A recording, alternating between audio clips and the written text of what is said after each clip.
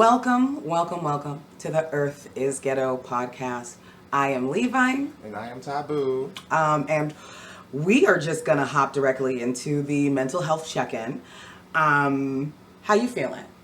How you feeling, friend? I'm feeling like I am healing. I'm in the healing process right now at this point of my life. I'm focusing on my breathing. That has helped a lot. That has helped a lot. I wish I could focus on my breathing. It wasn't easy for me. Yeah, it's really not. I know it's not because I try and this should be hard. So here it is. June. I started in January. Yeah. No, I feel you. But yeah, I'm feeling good. I'm kind of just in like an absurd mindset. I be laughing at shit because the fuckery that's going on. It's like sometimes it's like, oh my god, this is what we're doing on this floating rock in space. So I really think about changing my mindset to just not letting it, whatever it is going on, consume it, making the negative my reality. My personality is my own personal reality. Yes, so I'm focusing on that, and I'm getting to know myself again, and it's exciting. Absolutely. It's been a little rougher for me mentally. As we all know, this economy is kicking everybody's ass. And it almost wants to put you, it's really hard for it not to put you in a space of depression. God forbid you've been out of work for 1 year, 2 years. We have so many people out of work right now. I think it was about 300,000 black women that were laid off. Insane. So it's like me constantly fighting in my own brain because you're constantly being brainwashed and being told that you cannot possibly be good enough. Because if you were good enough, you would be working. And that's just another tactic of capitalism. And it's just another tactic of like it's I need people to understand that this is designed this way for a specific reason. And I feel like for a lot of us, we kind of just float by in life because the only thing we are just trying to do is survive. So sometimes we can't see the forest for the trees. Sometimes we can't see like what they're doing and what the end game may be. So I have to keep on reminding myself of that. And not like spiraling into a depression that is really hard to get out of, because I don't know about y'all, but when I get really depressed, it's like I try to stop myself from ever getting to that point because it's going to take so long for me to be okay if I wait until after I'm already in the pits of hell. Like I can't, it's just going to be ridiculous. So and us being neurodivergent is even harder. It's like the extra layer on top of that. Absolutely. Because we do have such a strong sense of justice. Yeah. So it's like this, I can't just put not like, oh yeah, peaches and cream. Right, and we feel our emotions intensely. So a lot of times it wouldn't be a big thing to other people. I'm like, no, you don't understand. This is a fucking issue for me now. Anyway, so moving on into the first topic. So let's go ahead and let us begin. Bail lying about this motherfucking AI shit. Yeah, and we knew they were, but let's get to it for real. She said, "Let's check the board." Let's check the board. Okay. So something that I feel like more people need to know: data centers don't actually need water. They need cooling systems, and they're using water because it's the cheapest way to do it.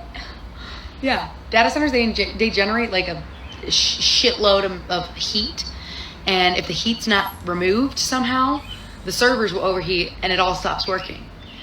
So when people are hearing like AI is consuming millions of gallons of water, we're all just assuming it's like this unavoidable part of the technology, but that's actually not true. And it almost is like worse. They don't need water. They're just doing this for no fucking reason because it's the cheapest option. They need cooling.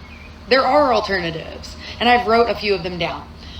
There's immersion cooling systems. They can literally submerge servers in a specifically designed synthetic fluid that absorbs heat.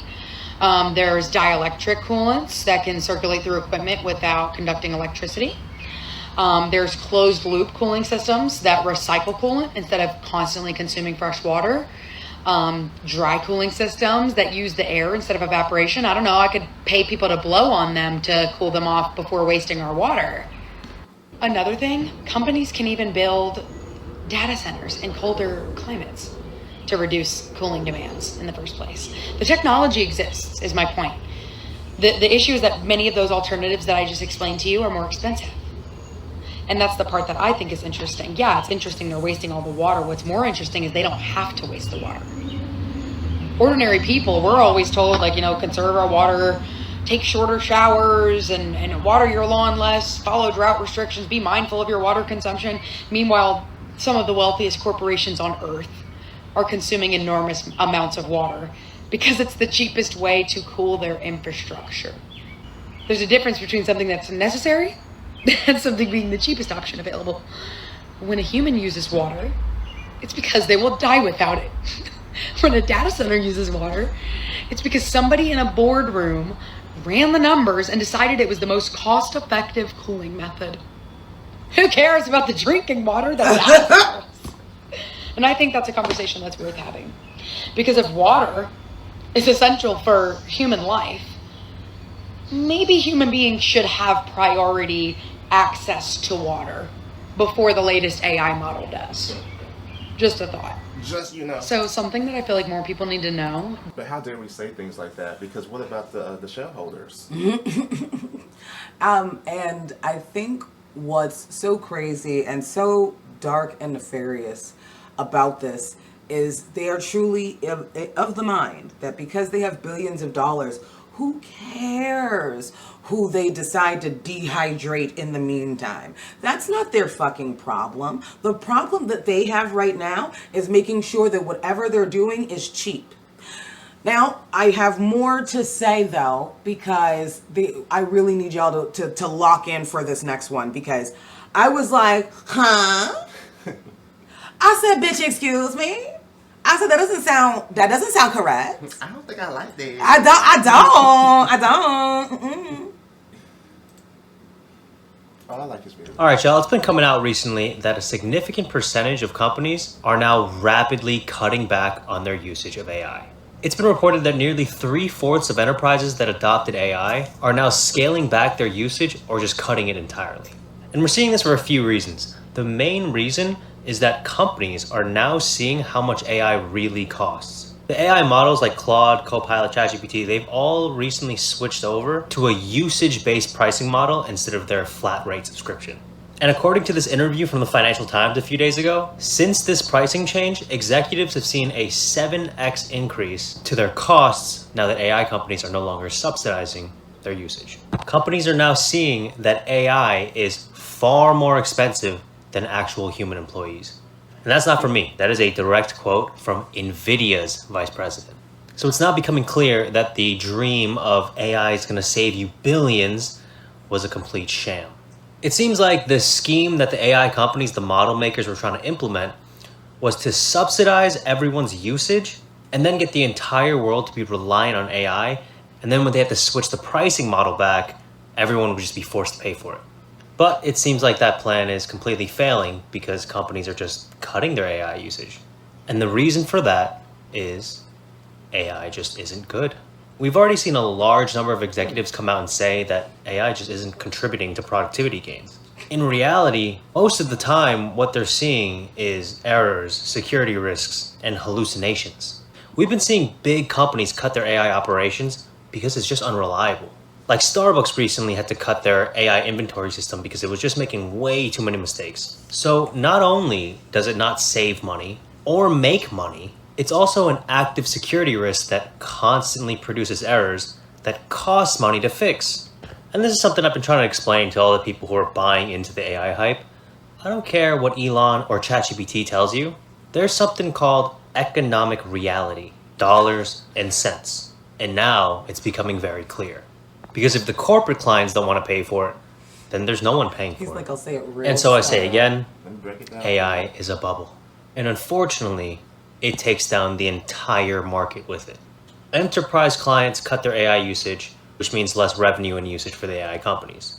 Less revenue and usage for the AI companies means less revenue and usage for the data centers. Less data center usage is then less revenue and orders for the semiconductor and chip companies. And with all that real money pulled out of the system, they can no longer keep up their circular financing scheme.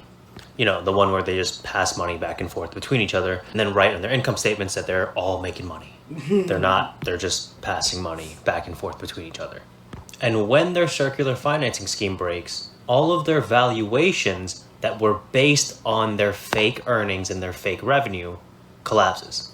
And of course, because AI companies make up 45% of the market, they take everything down with it. That is very simply how a bubble works. And let's not forget, this is not even to mention the global food and energy crisis from the war and from Hormuz. That is a totally separate situation in which Trump himself just stated that it would be bedlam and that we were going to run out of fuel reserves. So for anyone who's still not seeing the collapse, you're living in La La Land, okay?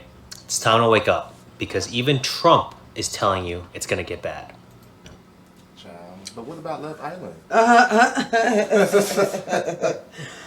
Oh my goodness. So, what do you think? You know, if Johnny had 4 apples, you know, I like the way he broke it down. This shit eats itself, but they're not going to see that because profit will always come before human life.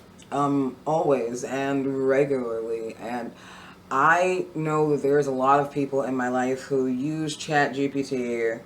I still love you. I just need you to think a little bit more deeply about this. This is not just about you. You are thinking too much as an individualist versus thinking for the collective. Because at the end of the day, we can't survive without water, guys. Like that's not how any of this works. So but it's like they don't want us to focus on that, right? They want us to focus on you too could become that someday.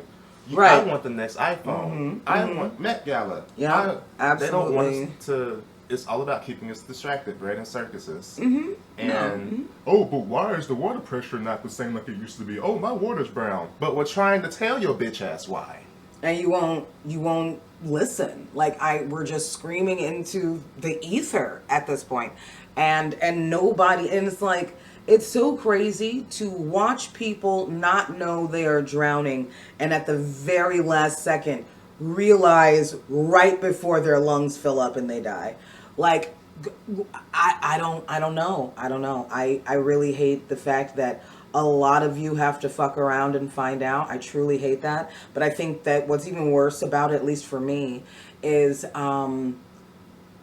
we think that only white Republicans are fucking around and finding out. That's just not the truth. They are fucking around and finding out, absolutely, and as they should. But let's keep it a buck. Let me tell you something. These liberals are fucking around and finding out. You cannot continue to tell a whole faction of people that you should not be in our political party, but don't make your own political party. Because you're going to take away people from our political party, but then I still need you to vote for this political party. They said, hold up now. Wait, not like that. Girl, like. You can't be voting for people that actually have something to vote for and not just against. You're supposed to still stay scared and stay in the establishment. You can't vote too far. And I'm like, I feel like everybody is just running around like a chicken with their head cut off. Like I just feel like this is it's like the circular argument of religion. The Bible is true because it says it in the Bible. Like, okay, girl, I can't go back and forth with somebody. But I with too could say it's gonna rain 2,000 years from now. Like, okay, okay, okay, and what do you? The Bible says this happened this day. Girl. Okay. And it doesn't shock me at all. I feel like a lot of people have noticed their water bills and their electric bills going up. So when he says subsidize, he means us paying for it. Yeah. I hope that that's very clear. When they said, oh, you're going to be, we're going to have other, we're going to have it subsidized. You notice that we're not saying what community is going to be subsidizing it. We don't realize that we are just going to be left with a ridiculous bill that we will be forced to pay because the whole idea was to get us fully dependent upon it, like a fucking drug, so that when they decided to put it back to regular prices, that everybody would be like, oh, we're stuck. And the only It is what it is. That's just the way life goes. like, Ain't nothing free. and when I say they love that shit, Ain't oh my nothing god, free. oh my god, it is so ridiculous. They want you to think like that. It's always been like that. Oh, okay. Individualism has always been the way to go. Where is that gotten? Okay, it's fine. So Death Star, Empire, the indoctrination of it all. Bruh, It really got y'all. Mind you, we have never, in the Middle East, they have never forget moments every day. But but we only care about 9/11. So we do that shit to them every day. bro, like I don't know how many 9/11s that we have created in the Middle East. But I just want to let you know where our numbers are way bigger than theirs. But I digress. But we can't say stuff like that. Oh, they'll be all right. So It's okay. I'm already on the watch list. yeah, I know, right? So the next topic that we are going to be talking about is Jamaica. Now, Jamaica and a lot of other third world countries, Trinidad and Tobago, a lot of countries that they would try to convince us, right, depend on tourist dollars. They want us to think that the Hawaii would be better if we just visited more. They will make you think that Puerto Rico would be better if we just had more people go over there. Not give them what they need so they can stand on their own 2 feet. Not barring them from their own native beaches. Like, it's just, I am seeing the way, because it's so funny because there are so many like Americans who are very, very high-minded about this fucking place. When I don't know why. Well, I know why. We know why. well, yeah, because the propaganda is just Spend that billions of good. money on it every year. Exactly. Like they spend billions of dollars on their propaganda. So as far as they're concerned, it better work. So I feel like they constantly want us to see people in Jamaica as less than, less intelligent, less like all kinds of things. And because homophobia and just like this being anti-feminine runs rampant in that area. I've seen people use that as an excuse to say, well, it's okay, they're suffering right now. I need you to know that's not how any of this fucking works. I don't, and I honestly, it scares me. Anytime a settler colony like America or Israel enters anything, it is not for a greater outcome or for anyone's good except their own. It's not. So this whole, oh, well, their government's doing this to them, so that's why America, bitch, let's not sit here and be obtuse. And just lie. And just lie. You know what the fuck America is doing to the regime and why they're doing it. So, seeing more and more people who love to go to these resorts, they see the resorts and everybody's so kind. Everybody is they're stepping fetching it to make sure that you, and I also want you to let you know there's a lot of men who get sexually abused by women who literally, it's just sex tourism. They say passport bros, passport bitches. They have whatever the fuck that they've got going on. I cannot tell you how many stories that I have heard from people who work on these resorts, and then they end up being told, if you don't do what I say, I'll say you did this, this, and this, and then they have no choice but to go ahead and do it. It is so gross the way things are just treated, right? So, and what's worse is they have made it so that you can't make money if you don't work at one of these resorts. They go outside the resort and people are like, where the fuck is this? You're in Jamaica, baby. This is the leftover vestiges of what Britain and America has done. This is the result. And I need you to understand that's what's happening. And it continues. And Colonialism has not went anywhere, y'all. Like, you're witnessing it right now in 2026. Oh, this is the America I know. What are you talking about? you just tell me that you were brainwashed without telling me, because my love. We're not going backwards. It's just the spotlight is getting brighter now. Yeah, that's the only thing that's happened. It's like when people think that, trans people are like a new fad. Babe, they're just a little bit more comfortable coming out now. It's same thing with left-handed people. At one point, they thought left-handed people were evil. Mm-hmm. So they were like, I guess I got to learn to be ambidextrous, bitch. And they would go ahead and learn to write with their right hand. And they did that so that they wouldn't be looked at like they got touched by Satan. Right. So later on, when people were just like, "Hey, I think that's stupid," they were like, "You know what? I got a secret, y'all. I'm left-handed." Hey, girl, you're not about to play me, bitch. I'm sorry.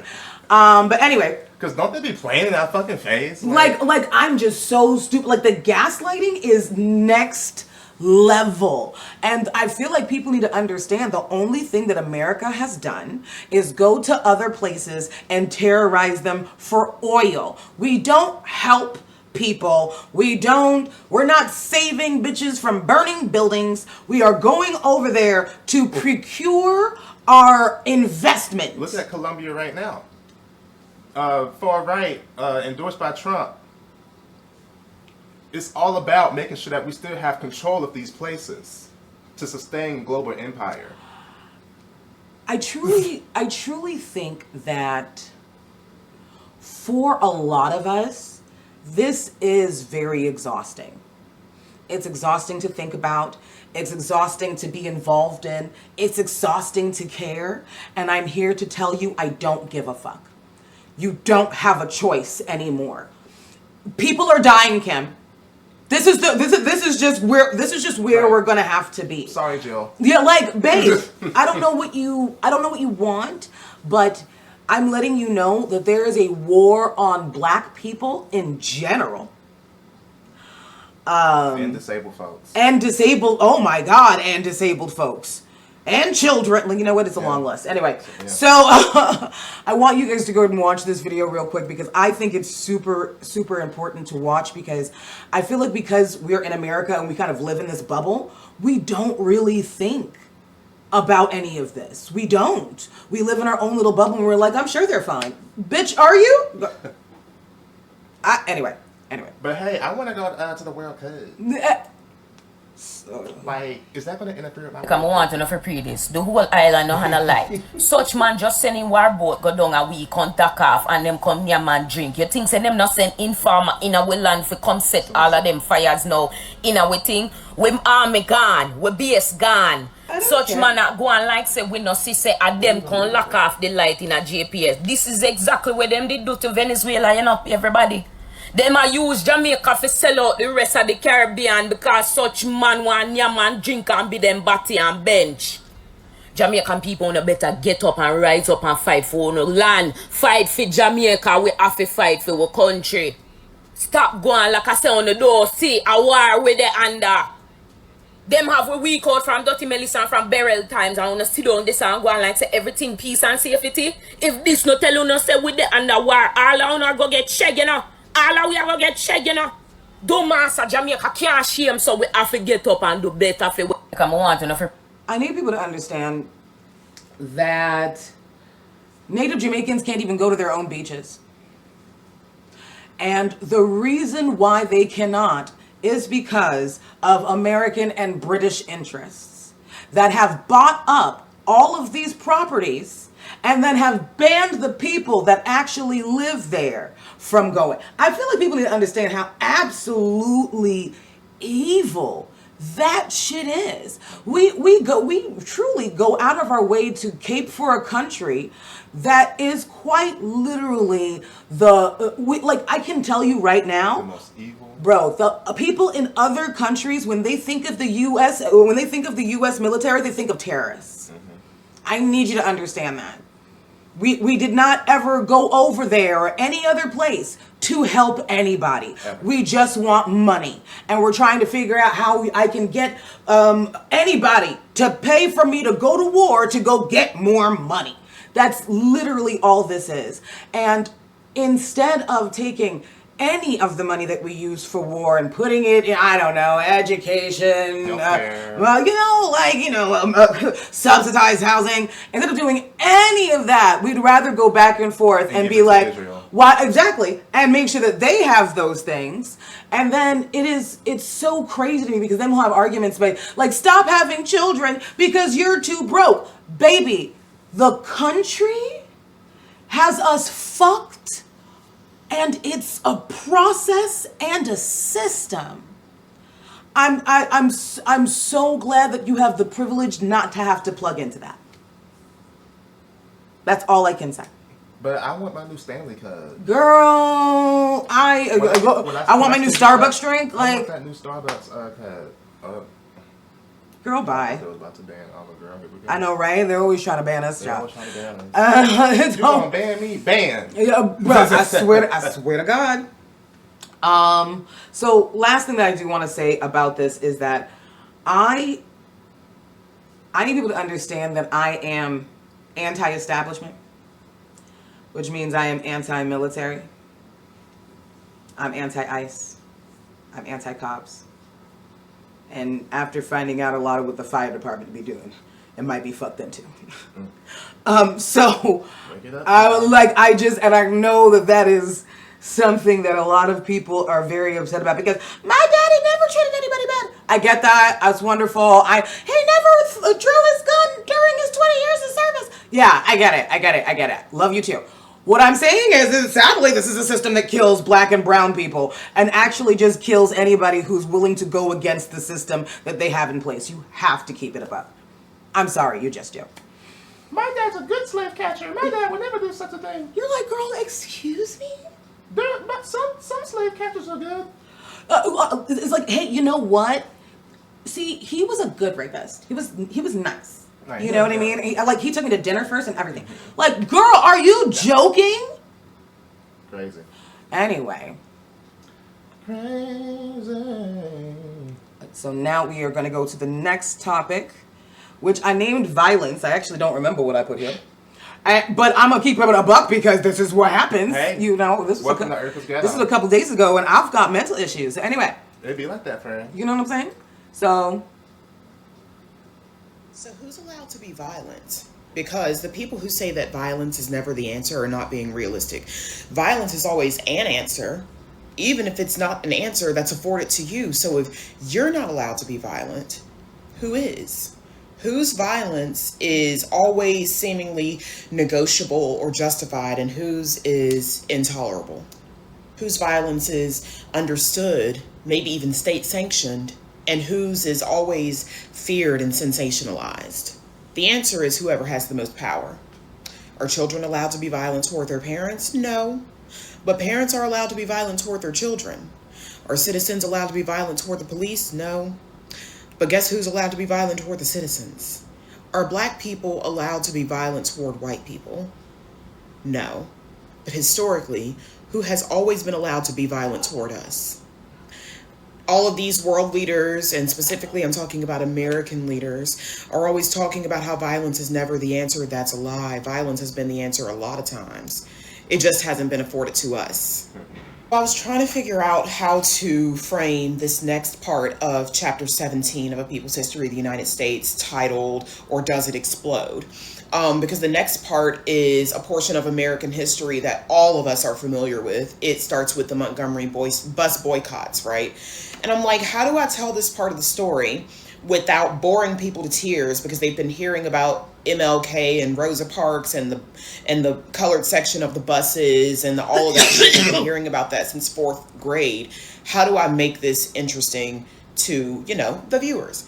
And I realized that there's certain historical lessons that we should be taking from the civil rights movement that they deliberately don't touch on in school because they don't do the same thing these motherfuckers did, because they won. In a way. So speaking of the Montgomery bus boycotts, Howard Zinn writes, Montgomery was the beginning. It forecast the style and mood of the vast protest movement that would sweep the South in the next 10 years. Emotional church meetings, Christian hymns adapted to current battles, references to lost American ideals, the commitment to nonviolence because they weren't afforded the opportunity or the right to be violent. And the willingness to struggle and sacrifice, the willingness to struggle and sacrifice, the willingness to struggle and sacrifice. Let me say this. When you are on the precipice of change and the universe, spirit is trying to move you through that change, discomfort is a requirement. And the reason that these civil rights warriors were so successful in the 50s and 60s is because they were used to discomfort so that they could live through it.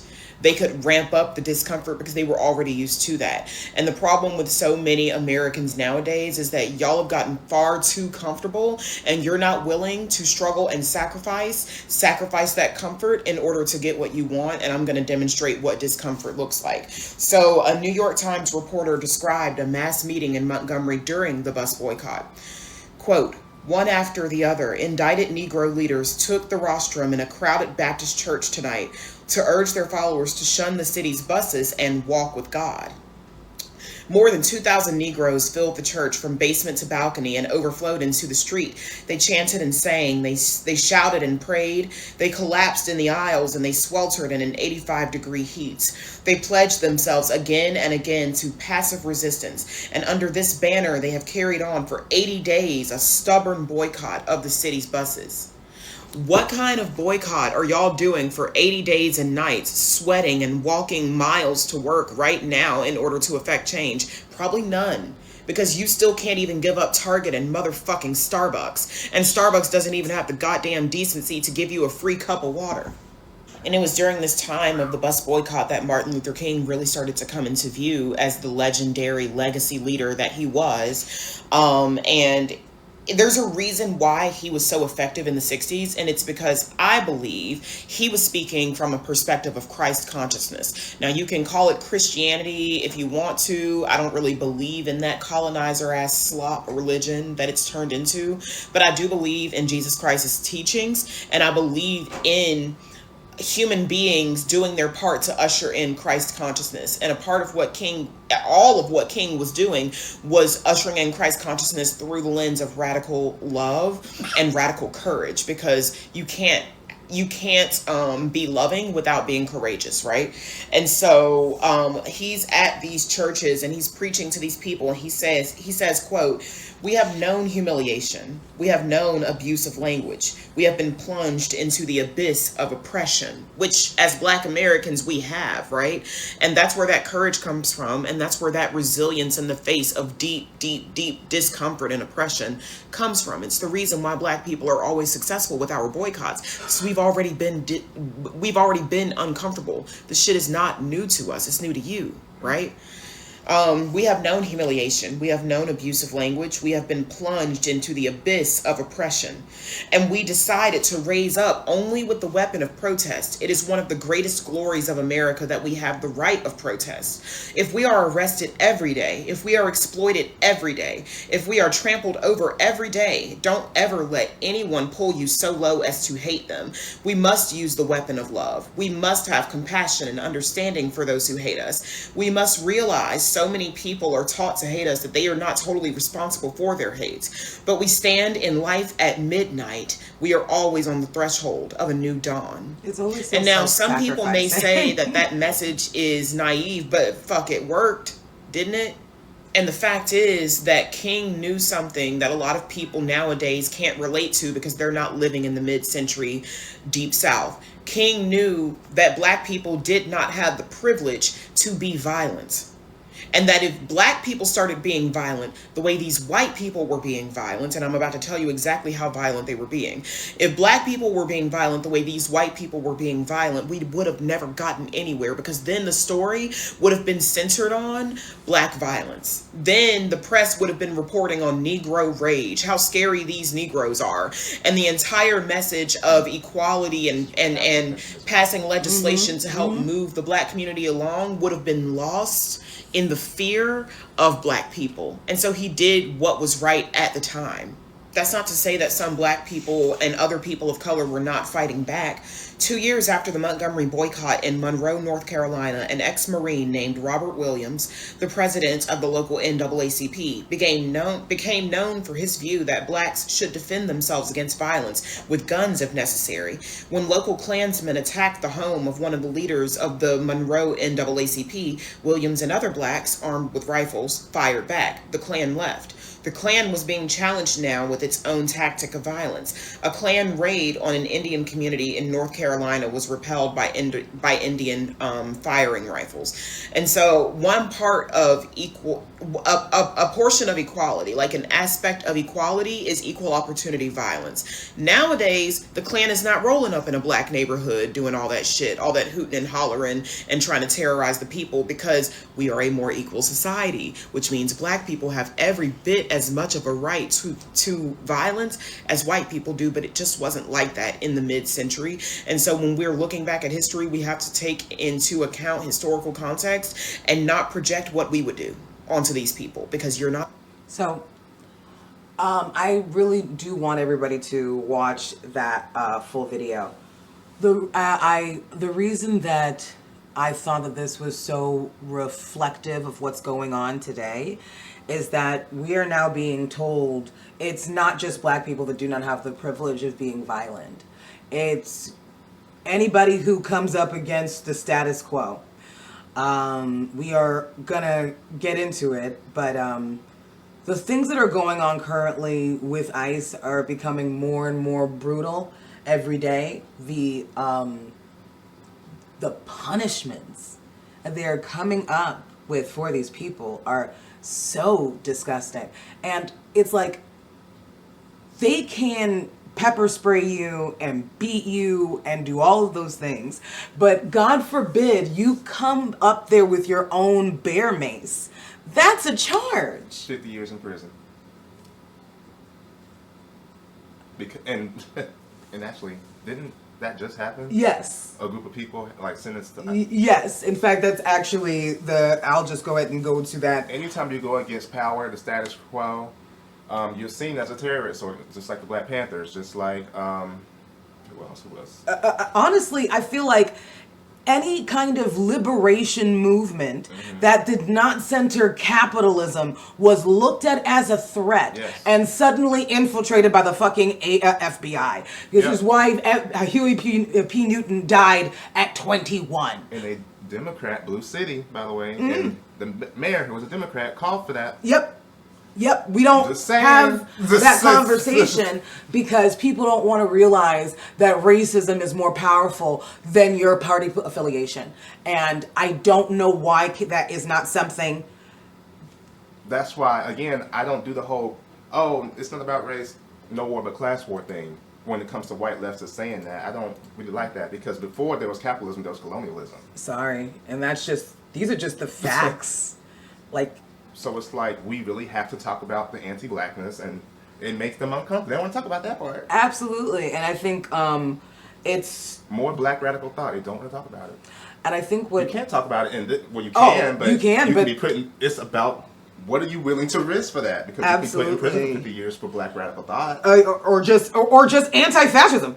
Because that's why Obama put a double bounty on the side of Shakur's head. It's true. And they put out a search team for her. It's very true. And I'm just like, you cannot pretend that just because the party affiliation is supposed to be on its surface friendly does not mean that it also does not also stand for violence. Because this is about a system of things. This is not about individuals. Anybody who decides to take that office, anything they do is going to be antithetical to our happiness as people. I don't think that you understand you should run for president. Oh, girl! I'm like, don't piss me off. Please don't.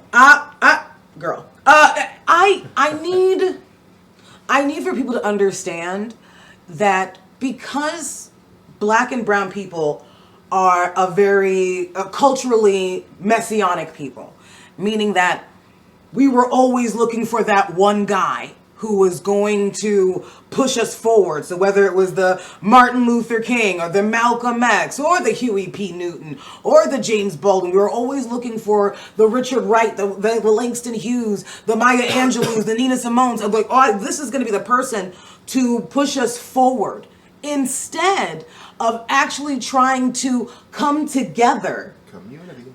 Like, I feel like people have to understand that it's one of the reasons why I find religion so damaging, because you don't realize that you put a lot of these philosophies everywhere, and there is no one coming to save us. I need to make that very clear. Now, that might be absolutely antithetical to everything you've ever known. That's why it's called deconstruction, babe. But you mean to tell me I can't be rich someday? I still want to be rich someday. Oh, I want to be rich. my That way I won't have to worry about crabs in the bucket. Crabs in the bucket. I want to be rich. I honestly think to myself, like, there's nothing wrong with liking nice things. There's nothing wrong with wanting to make sure that your family is not struggling. There's nothing wrong with that. I feel like a lot of times when we tell people they can't do that one certain thing, you make it They sound only like, hear what they want to hear, and I don't break it down. Yeah. Y'all know what the fuck I'm trying to say. bro. Oh, Black Bill Gates in the making. Oh, I'm trying to be this. Oh, Jay-Z, we need to look to Jay-Z for the. Like, no. Stop trying to, like, be rich in that way, because they are not about community. At all. And they haven't been about community. And I feel like what sucks is that because we're always kind of looking for that one person to lead the movement, and we're always like, maybe is this gonna be the guy? Is this gonna be the guy? Like, stop looking for the avatars. Yeah. I need you to stop. For the next savior. Like, the it's Messiah. not, yeah, no, for real. That's what I'm saying. Like, we have a very messianic society, especially as Black people. Black people who are so steeped in Christianity that there's only so much disrespect that I can afford the Black Christian church, because I know how pivotal they were during the civil rights movement. So I can say you're lost all day, but can I give you the respect that was due because of what you did? Absolutely. I feel like, again, walking, chewing gum, we can do this. Now, I think another thing that I want to say before I decide to play the videos is, if you are not seeing things about ICE on your feed, I need you to understand this is purposeful. Things did not get better. At all. I don't know why anybody thinks that anything got better just because they're seeing less of it. And instead of thinking suppression, censorship, America, you think, oh, maybe the brown people are doing better today. That's not what's happening at all. And maybe the brown people. well, I'm just like, maybe they're doing better. I didn't say anything on the TV when I was like looking and I was switching channels. And when I was there on Fox News, and they said that the brown people figured it out, and then they went to the little institutions, because we have food and blankets in there. Now I also hear there's a roach and rat problem, and I think like maybe leptospirosis. But anyway, regardless of, I don't see the colors complaining. I really don't. Mostly because they can't like speak aphasia. But I feel like at the end of the day, I'm not seeing it, so that means things have improved, girl. But what they do see is the World Cup and Love Island and the Met Gala and Chris Brown Usher album. And Bro, but even when it comes to things like Love Island, even, like, you're still not willing to even pick certain things apart and actually, by the way, like, when I say stuff like, oh, y'all watching Love Island, I really don't give a fuck. Y'all know me, I don't give a fuck what y'all do. I don't care.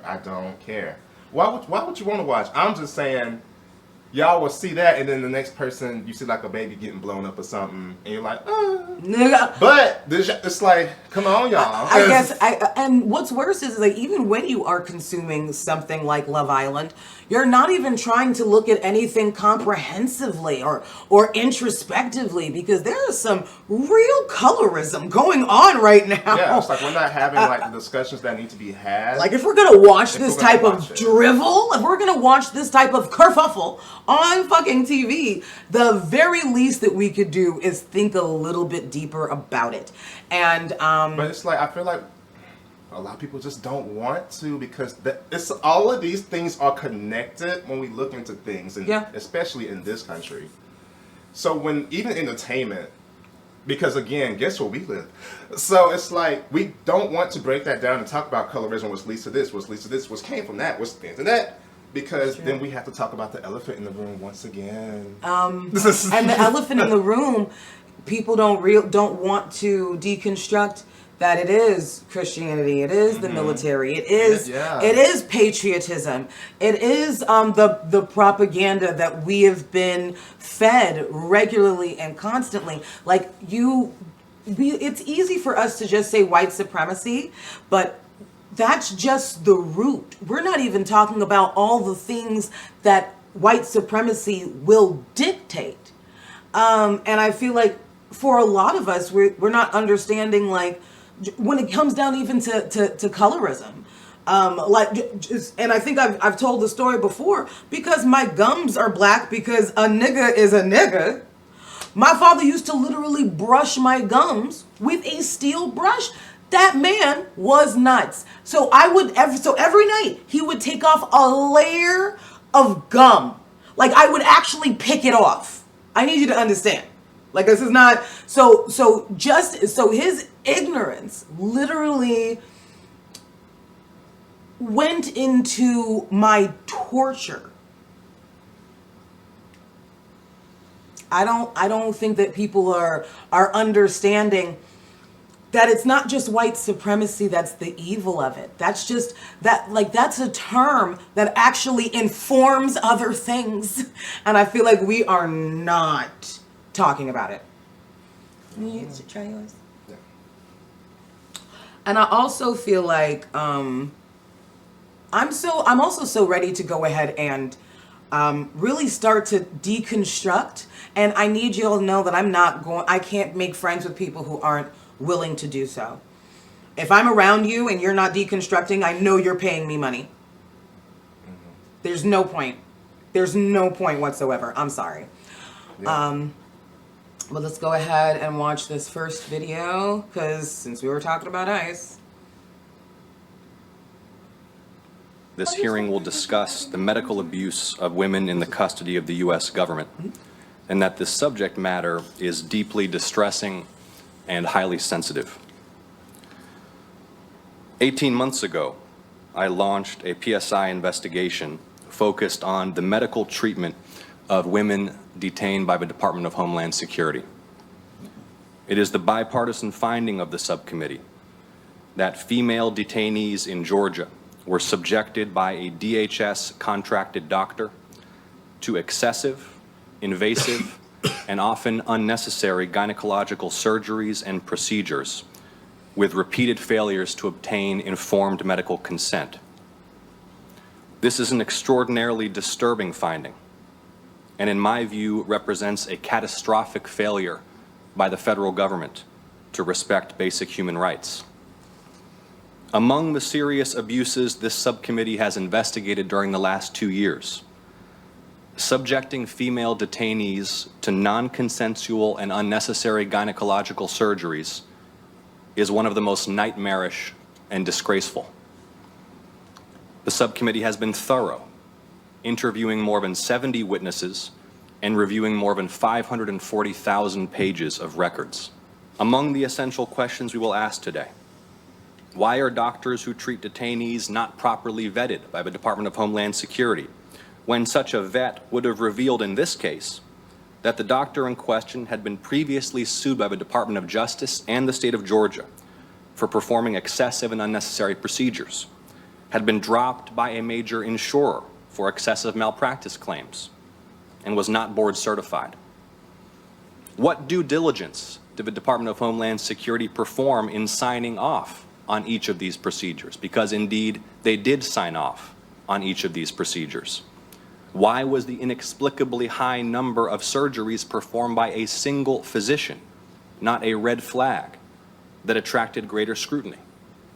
What responsibility is borne by the private detention center operator for mistreatment of detainees housed in their facilities when that mistreatment occurs at an off-site medical facility. All of these and more will be the subject of vigorous questioning today.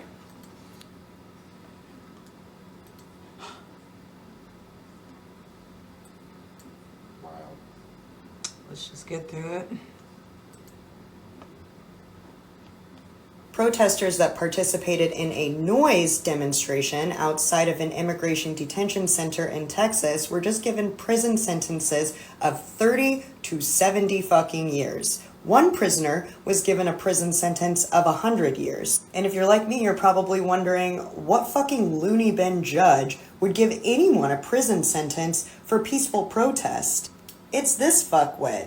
Mark Pittman has a truly heinous court ruling history. Do y'all remember how the Biden administration was trying to pass an executive order to alleviate student loan debt? Yeah, Mark Pittman said, no. Mark Pittman also thinks it's unfair for colleges to consider historical racism in their admission process. Mark Pittman is also the reason why 18 to 20-year-olds in Texas can now carry concealed handguns. You can't fucking reform this system. This system allows people like this to be judges. Fuck ICE, fuck cops, fuck the United States carceral and judicial system. Fuck the United States government. Fuck this whole place. Fuck this whole fucking place. Protesters that I don't know why we're trying to save it. That's a better question. Why are we trying to save it? Why are we trying to save a settler colony like the United States of America? It's very confusing to me. Why do you still have, I gotta be careful with my words. I know, right? I just got my access back. I know, right? I was about to say, careful, friend. But what does that say about your quote-unquote free country, right, that I have to do that? And I feel like the censorship that you want to put onto North Korea and Russia, and you make it sound like you're any better, and we are not. We are not any better. And in some realms, we are much, much worse. And it's unfortunate because it truly feels like I'm fighting an uphill battle. Because I know how absolutely hard this is when you're trying to survive for you to fight. I just can't. We just don't have choices, bro. Look at what they're doing. And we can't ignore it until it gets to our front door. We always talking about the Trump supporters who are like, oh, we're so happy they fuck around and find out. You keep on being real happy about that shit until it's you. Because I promise you, this shit can get real close to you, and then all of a sudden you got to start reevaluating some shit. Mm-hmm. Because again, are you gonna take it there, Taboo? Mm-hmm. I am. How can I say this? The war in Iran was going to happen maybe in 2028 if we had, let's say Kamala did win, right? I will never forget what she said. Iran is our greatest adversary and must be taken down. So, this man, yes, he did start the war, but he should have went through Congress first before we colonized. You know, there's a right way to be a settler colony. You know what I'm saying? Like the fact there is a right way do y'all hear to yourselves? basically be a terrorist, and we refuse to use that word when it comes to what this is. But babe, that's what I'm saying. There's no going backwards. This is supposed to be Turtle Island. Now the United States. Mm-hmm. The foundation of everything. Spotlight just got brighter. honestly. He just bring it more brighter, just more quicker. And I honestly, and no, honestly, and I feel That's why like I said it. So, oh, I did my duty, and I'll do my duty in 2028, and I voted. I ain't nothing like, girl, it has to go. And I feel like you can't do that unless you have community. And I feel like we constantly do this with liberal nonsense of like reform. Baby, this needs to be abolished. It needs to be gotten rid of because the racism is literally embedded in our laws. Like, there's a reason why historically police have been who they have been to us, because they started out as slave catchers. I can't help the fact that you don't want to read. That's not my problem. Right. I read, and there's some bitches who are actually friendly enough to give you the information. Mm-hmm. I'm not that bitch, but I feel like, Yeah, I'm not doing that. yeah, I'm sorry, I ain't teaching nobody, but I need people to understand that we are in a severely unsafe place, and for anybody to think that that anybody has any kind of safety net, you are out of your mind. It can happen to anyone at any time, and if you're black or brown, it's just going to happen more often to you. But everybody can get, they killed a male nurse and a white woman with a fucking car seat in the back, shot her twice in the face. Like, come on, bro. You gotta stop pretending that the only reason that you can act is when it gets to you. And I'm so sick of that narrative. And I feel like it is colonizer language. I truly do. I feel like that is something that we learned from empire, because as long as it doesn't get to you, there's no reason for us to do anything. There's a reason why when the Texas freeze happened, they were just like, oh, well, there was like some people asking us about the infrastructure, like maybe like 10, 15 years ago. But I never really got to it because it really wasn't important at the time. And you're just like, people died. And they don't, and what sucks is that when I say it's embedded in our laws, they didn't give a fuck about what was going on in Texas because they knew it was going to affect low income black and brown people. They said, who cares? Well, that's what they said. They said, who cares? What, like, forget about it. Well, you know what I mean? Like, no, real talk. They just said, who gives a fuck? And I really, truly hate for us the fact that we are so, and I do blame Christianity, that we are so. See how it all goes back to it every time? You're so connected to the long And God we suffering. The long suffering is something that is so important for y'all to go through. And I feel like it's because you don't want to actually have to do the thing to not go through the thing. Americans are conditioned to be servile, and they are conditioned to be like, oh, I'm not working hard enough. Oh, just start you a business. I need to start me a business. That way I can be the crabs in the bucket. I won't have to worry about it. I'm good. Absolutely. Oh, damn, it's a flood. Damn.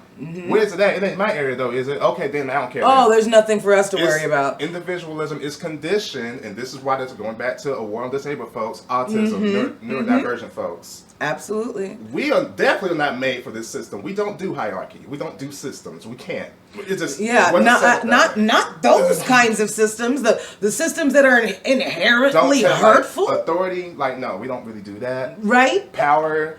Like, you got power with somebody, I don't like that. Like, I'm not a fan, and I also feel like that will be taken as, well, you just don't want to follow the rules. No, you just don't want to explain the rules. And you don't want to question it. That's what it is. Because, oh, well, that's just how it is, and I deserve to suffer. I can be a billionaire someday. I just need to work harder. Oh, I'm a piece of shit. I'm a sinner. I was born to sin. It's all connected. Like, the long suffering that they make you go ahead and fall in love with. You can write poems about it. We write songs all day long. I'm a sinner. I'm a bitch. I'm a whatever the fuck y'all people be singing in church. Like, and I'm just like, girl, are you okay? Because this feels like really low self-esteem. instead. I don't know what the fuck else is going on. Like, I feel like you don't like yourself. And the third tenet of white supremacy, patriarchy. But what did you do to piss him off? Maybe you should have made sure his plate was girl, you was there on the hell. Don't talk to him like that. Listen, I don't know why you putting all that bass in your voice when you talk to him like that, girl. But that's girl, my you're not voice. being a lady. That's not ladylike. Okay. All the shit's connected. Don't look him in the eye when your king speaks to you, and you're just like, bitch, I'll kill everybody in here today. No, let me stop. He didn't pull the trigger now, but it was like kind of stimulating. Like, he cared about me a lot. You had an abusive relationship with God, your father. And then wonder how capitalism. And then you wonder how you get into abusive relationships. You've been in an abusive relationship all your goddamn life. I just wish they could see how it's all connected. And it sucks because there are going to be so many that are just like, babe, this has got nothing to do with me. And hey, we can't take everybody with us. You can't take everybody. And that's the truth. So we're gonna now get into the Middle East because, well, we were just talking about it, and here's some more bullshit.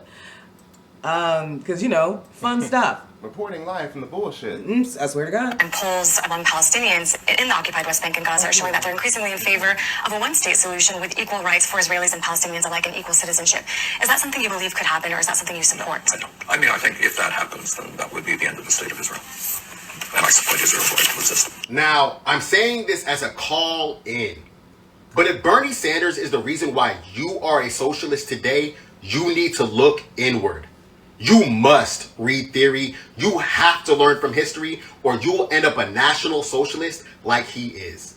If you didn't peep game his second presidential run, if you didn't peep game as he demonized Hamas and constantly stated that Israel had a right to exist as they were bombing babies, if it took him saying this supremacist stance verbatim for you to finally get it, you are not the socialist you think you are. I pointed out a while ago that Bernie Sanders was individualizing the systemic issues created by capitalism by focusing on taxing the billionaires, when actual socialist theory properly frames our issues as our labor being exploited.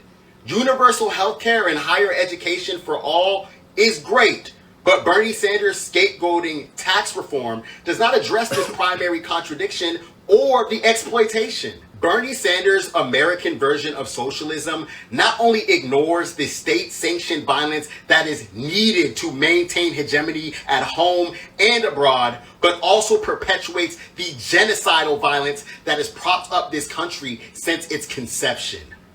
And polls among Palestinians. So he ate that the fuck up, as per usual.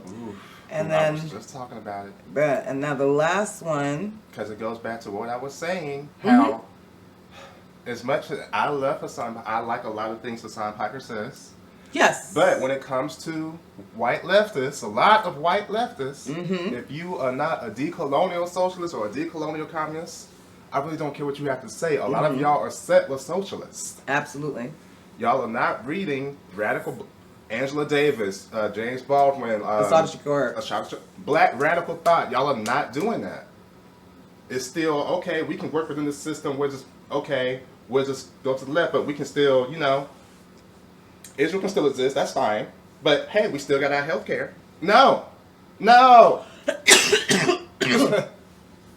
You can't only want pieces of the system gone. You can't pick and choose what pieces of the system. It's like there's a lot of women that say they hate patriarchy, but then they absolutely love it in certain moments. I need people to understand that that is probably something I see so often when it comes to women. They want to bend into certain pieces of the patriarchy when it comes to the... Jesus Christ. It's like, I want to stay at home and I want to put my foot up and I don't want to go ahead and I don't want my man to be able to pay for all of these different things and so on and so forth. But then you're like, but baby, we're no longer thinking of anything in a collaborative sense. are you, because I feel like we're running out of a lot of like actual empathy and compassion, because I feel like we just think about these things in our head and we're not actually like thinking about it like in an active, realistic thing. I'll give you an example. Like, okay, instead of when it comes down to like your husbands, of course, listen, I'm gonna cook and clean and wash everything. You know, they do all the bullshit, right? Mm-hmm. And it sounds good on the surface. And then you're in a situation where a man now is telling you everything that you can and cannot do. You're like, I thought I wanted to be taken care of. I wanted to be a kept woman. Now look at you kept. Yep. Right. I need people to understand, a lot of times when they want to bend into certain parts of patriarchy and you just want to take pieces and leave the rest alone, you know, like they'll go ahead. Like I saw that video where that man body was just tea and she was upset, but it was the grocery store incident. Oh. And you know, this man is like just looking fine, and she was so fucking upset, and it was like she was literally manhandling him and being like, oh, put your hands on me, because she knew what was going to happen. Yep. It's so, I'm telling you, this patriarchy bullshit, it's got everybody's mind fucked up. You think it's just the men. It's got everybody's mind fucked up. Male, female, non-binary. Like, I promise you, it's got trans people, it's got us all fucked up. Because it is embedded into the system. And we swallow this shit so regularly. Yeah. That's why I say, like, it's contradictory to be with a man that's homophobic, because again, he's misogynist as well, because they do intertwine. So yes, I'm going to be side-eyeing you if you are staying with him and you claim to, oh, we friends and yes, let's kiki, but your man doesn't believe that should exist, you know? No. So it's like, not doing that. Now I'm questioning you because you're an enabler. Mm-hmm. And you also don't think that anything is a bad thing until it gets to you. When shit comes to you, it's like, well, girl, he's misogynist. He hates feminine shit. So, of course, like, girl, and I tried to tell you, we on the same team. I'm not your enemy, babes. A lot of them don't have... I don't know. I noticed that a lot of... And I know it upsets you because some of them do be mad when niggas... You're attracted to me and it makes you upset. And... I get told that all the time. I'm mad. You too fine to be gay, and next thing you know, they get upset, or I question them some pull shit. An attitude over some bullshit. I question them on some shit that they said, and next thing you know, some sissies and punks come down. I don't know, but I guess I hate black women because I'm saying this stuff. Anyway.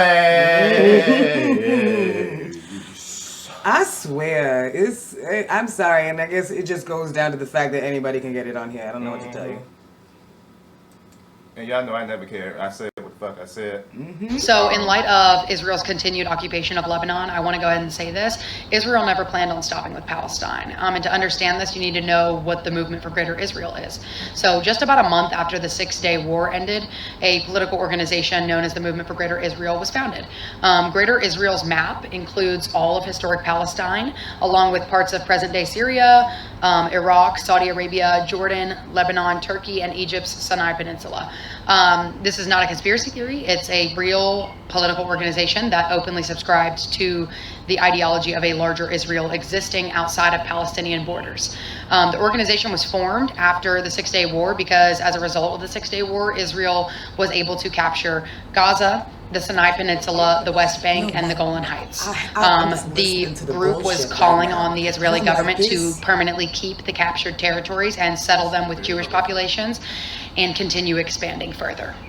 So the idea of Greater Israel itself is usually connected to Zionist biblical concepts of the Promised Land. There are religious passages that describe the land stretching from the Nile River to the Euphrates River. But this is where I have questions. Right. So according to the Bible, God made his covenant with Abraham. Abraham's actually not just important in Judaism, he's a central figure in Christianity and Islam as well. So if the promise was made to Abraham and his descendants, that would mean all of his descendants, his Muslim descendants, his Christian descendants, his Jewish descendants. So that kind of still poses the question of how that became an exclusive claim belonging to a single modern Jewish nation state. More importantly, the Israel described in scripture is portrayed as a place of peace and coexistence. There's scripture that contains passages that directly challenge the idea that this land belongs exclusively to one group. Actually, if you go ahead and look up Ezekiel 47:21-22, the prophet describes the division of the promised land, and they command that the resident foreigners who have families in Israel be treated as native-born Israelites. So they're essentially instructed to receive equal inheritance, equal land alongside the tribes of Israel. So basically, they're telling people that the foreigners living among them are to be treated as native-born and be treated equally, and receive equal inheritance, equal land alongside the tribes of Israel. Today's Israel is not that. It's a secular nation state defined by borders, military checkpoints, walls, occupation, and constant violence. That's not what biblical Israel was ever supposed to be. This modern state of Israel is not the Israel of the biblical prophecy. It's literally going against the scriptural descriptions of the promised land. In the Bible, the future Israel is supposed to be a unified, inclusive, spiritual sanctuary. So another thing I found interesting in my research was that there's modern archaeology and genetic studies that prove that the ancient Israelites actually emerged directly from the Canaanite population. And there's peer-reviewed DNA studies that show that not only Jewish populations, but modern Lebanese and Palestinians have this exact same ancient Canaanite ancestry. So therefore, according to both genetic history and biblical prophecy, the indigenous peoples of the Levant have a profound right to the inheritance of this land. So today's system of division of Palestinians, Lebanese, and Jewish people is a complete contradiction of the peaceful shared future that's discussed in the Bible. So there's still people who will debate on whether or not Greater Israel is just a theory, but we see it. We see the territorial expansion. We see the settlement construction. We see the annexation of multiple territories. We see military occupation. These are not hypothetical future possibilities. They're events that have already occurred. Actually, as June 2024, photos hit the news of Israeli soldiers wearing patches depicting the Greater Israel map. Has never been addressed by Israel, ever. Actually, fast forward to March 2026, during an interview with Tucker Carlson, the U.S. ambassador to Israel, Mike Huckabee, was asked about the biblical borders and the concept of Greater Israel. And during the discussion, he made comments that you can look up, but I interpreted as suggesting that it would be acceptable if Israel took over the entire Middle East. Following the backlash from that statement, though, the U.S. Embassy was like, oh, you guys are taking out of context what he said, and they emphasized that official U.S. policy hasn't changed, and Huckabee clarified that Israel's not actively seeking to take over neighboring territories like Jordan, Lebanon, Syria, Iraq. Since 1967, East Jerusalem was annexed. The Golan Heights was annexed. Settlements have expanded throughout occupied Palestinian territories, and today, Israel occupies territory beyond its internationally recognized borders, not only in Palestine, but also in Lebanon. Greater Israel is not a possibility, it's happening. Okay, it's not. Diablo says people don't actively read the Bible they're praising. They really don't. They don't. That's what I'm saying. Like, you can really be a Christian if you don't read the Bible. If you read the Bible, not actually read it. I read it twice because I had to make sure. And comprehend, well, try. The most dustiest book you will find in a Christian's household is the Bible. So much, a thick layer of dust on these fucking Bibles. Because they're not reading it. They're just They're there. not reading it. They're not. And they really think that, oh, well, America, we just got to separate ourselves. I don't think America won't do that. America cannot separate itself from Israel. Because why? America, how can I say this on live or not? A lot of these things are deeply connected. And because of the powers that be, I don't feel like we understand that our demise is interlinked with Israel. That is what I will say. Our demise is absolutely interlinked with Israel's existence. And I truly believe that if all Semitic people were accepted on their own land, we would quickly realize that it has nothing to do with whose ancestral land it is. It's about who's in power and who's not, who's Caucasian and who's not. It's not about who's Semitic. It's not about who's got actual claim to the land. There's a reason why they have outlawed DNA tests in Israel. I will leave it there. And I also want to say, I had to type it in because my brain be going fast. When you have a government that is ran by evangelicals, and is founded on that shit too, and millions and millions and millions of Americans are evangelical, they genuinely believe, a lot of them really don't care about, that's what they said, just vote blue, who cares what's going on? Who cares if it's genocide, right? Just vote blue, because a lot of them really think that this is prophecy, this doomsday cult, Christianity, this doomsday, they really think this shit is real, and that Jesus is coming back. Is horrifying. In God we trust, right? It's everywhere. So a lot of them think, oh, that sucks, but vote blue so we can go back to Starbucks, go back to brunch, because deep in the back of my mind, I really think that this is prophecy in times. Damn, that's crazy. Like, they really think this shit, y'all. It's scary. And it's scary as fuck. And when I say, it's like, it would be one thing if these were just crazy people on the side, you know? But we're talking about governors and mayors and judges who will give somebody 100 years for passing out anti-fascism literature. Like, I need people to understand, like, this isn't, I truly wish that the amount of violence that you can see, I really wish that you would, I don't know, I just need everybody to wake up. And it's like going back to Bernie and the Bernie bros and his base, the Bernie bros, yeah, white leftists. That's why he cannot say that country cannot exist. Yep. No one that works in this government can go up there and say that at all. Or else. And that goes down to Mamdani. Or he even can't say it. Absolutely. And he's actually doing real good work right now. Shit. He's actually doing good work, and that man can't even say it. Yeah, he can't say it because him saying that is a threat. That brings that shit. That's talking about dismantling that shit. And we're talking about a Muslim man who was born in Uganda. Girl, they're already shook. He's like, I can't say that shit. Words like that means dismantlement of empire. Absolutely. That's why no one can work for the government and say something like that. Abolishing the police, dismantlement of the state. You can't go. You just can't. It just. That's why I say Obama was the exception, but not the rule.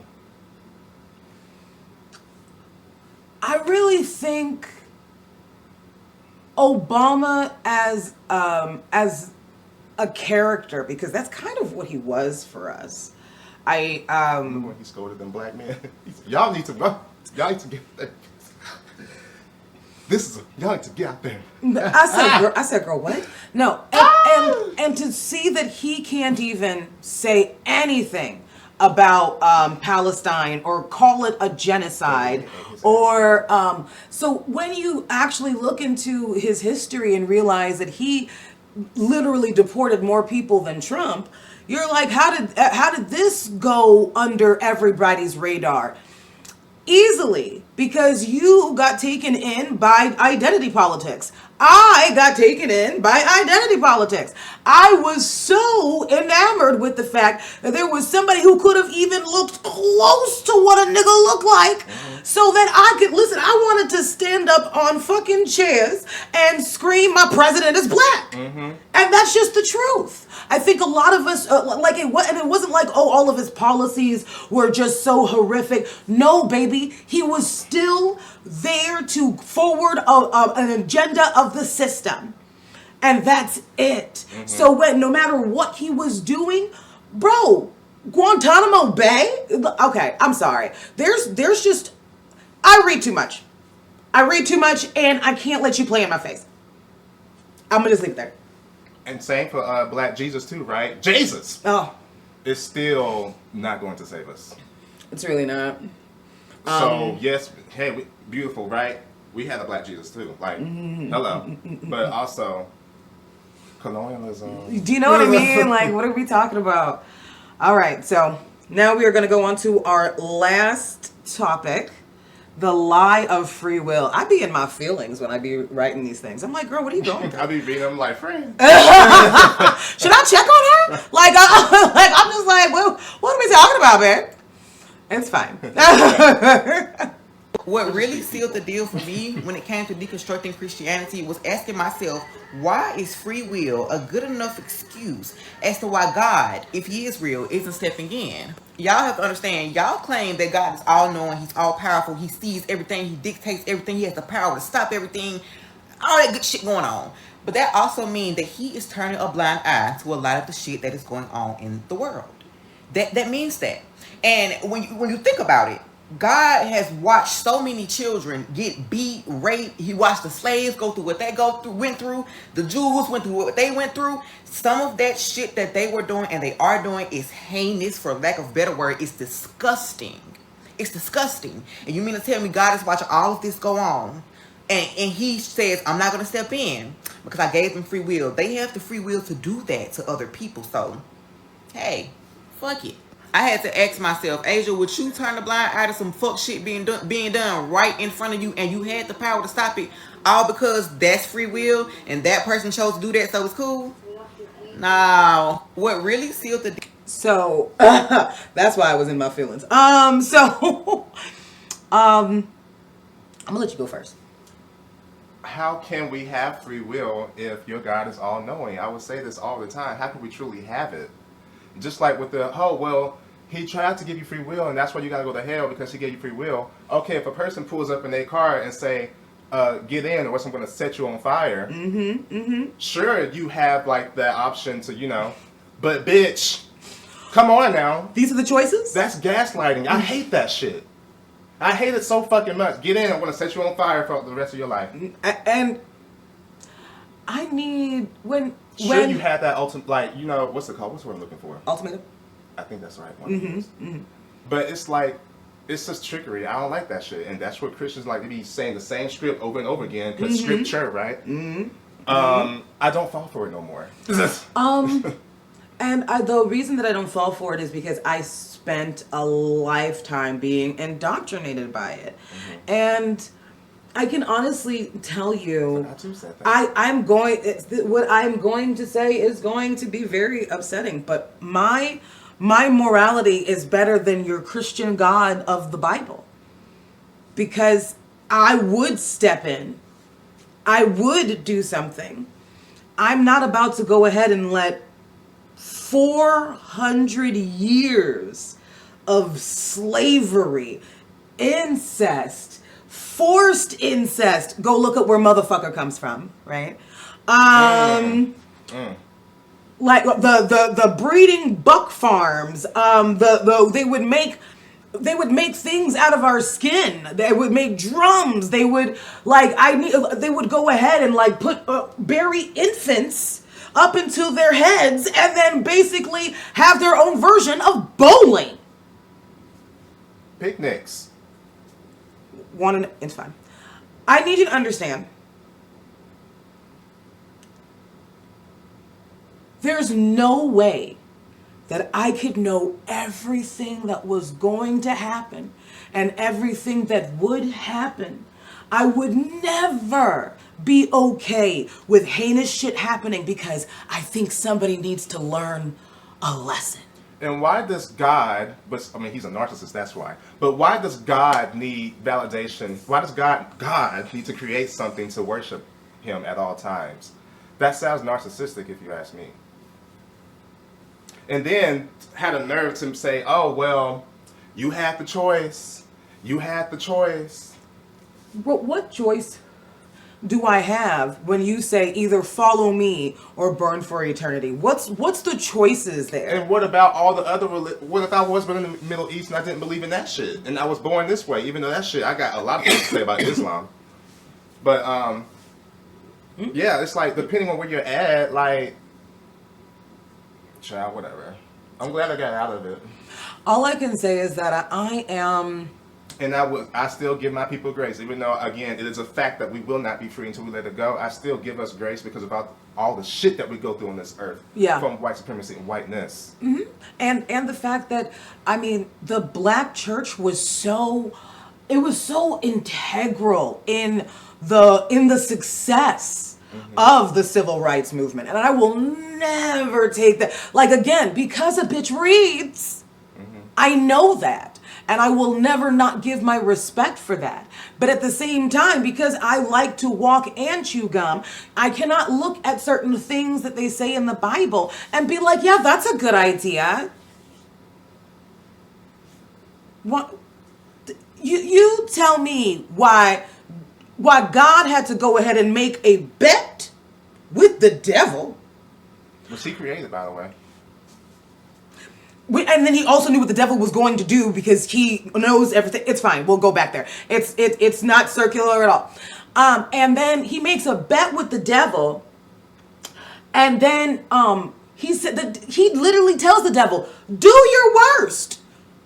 This nigga don't know that he just told him to do his worst. Absolutely not. He lost his whole family. His house, his family, his kids. And you know how they end the story? God gave it all back to him tenfold. So he had more wives and more children and more land. And I said, okay, you're gaslighting me. Because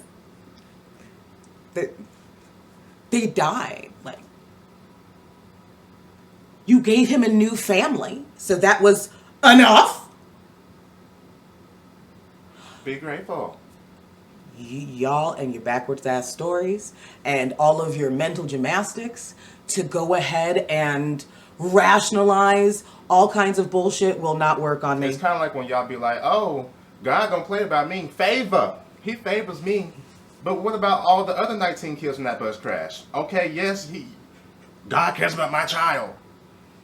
But he didn't give a fuck about the other 19. Okay, girl.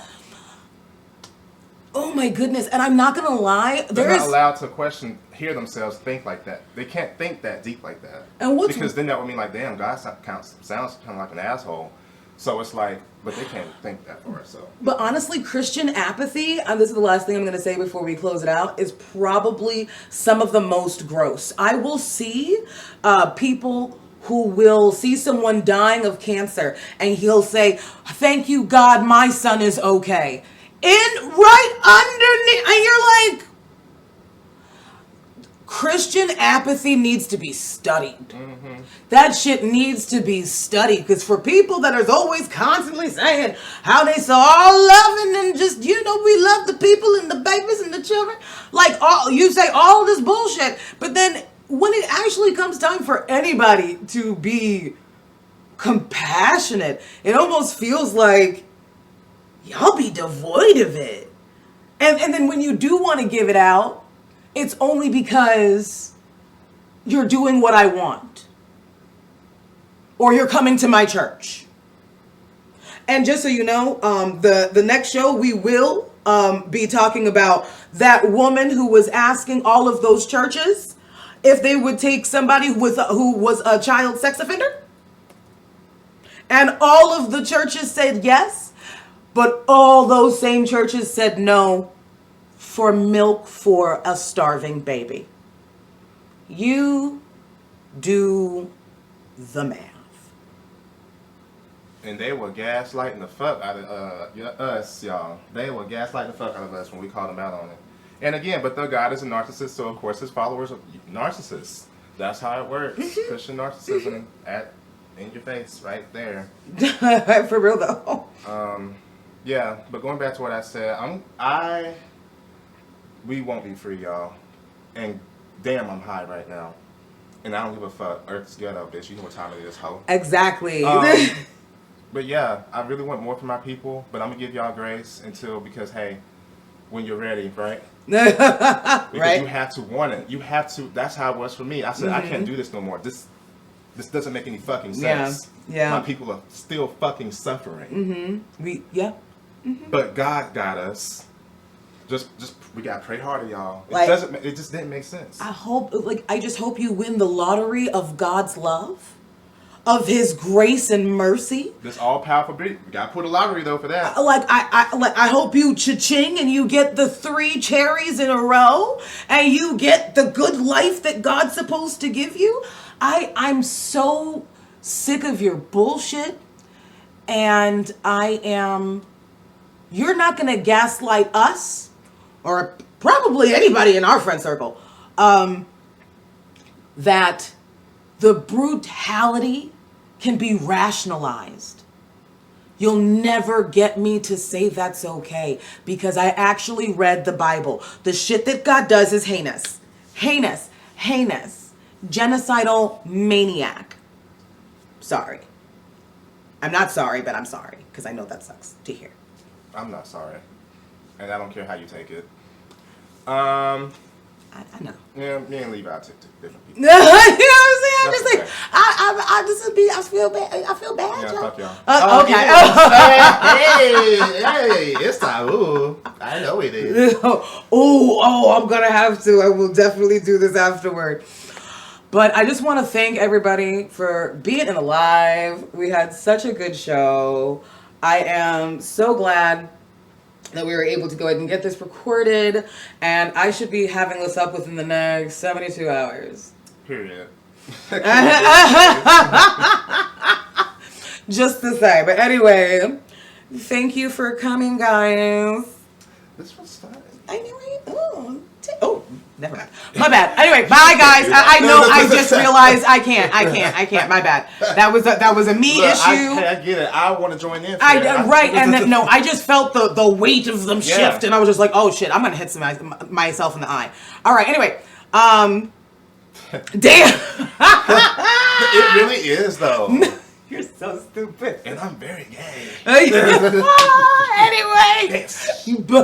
bye, y'all. I'm not messing with y'all bitches no more. Y'all stupid. Oh, yay. That was fun. That was so much fun.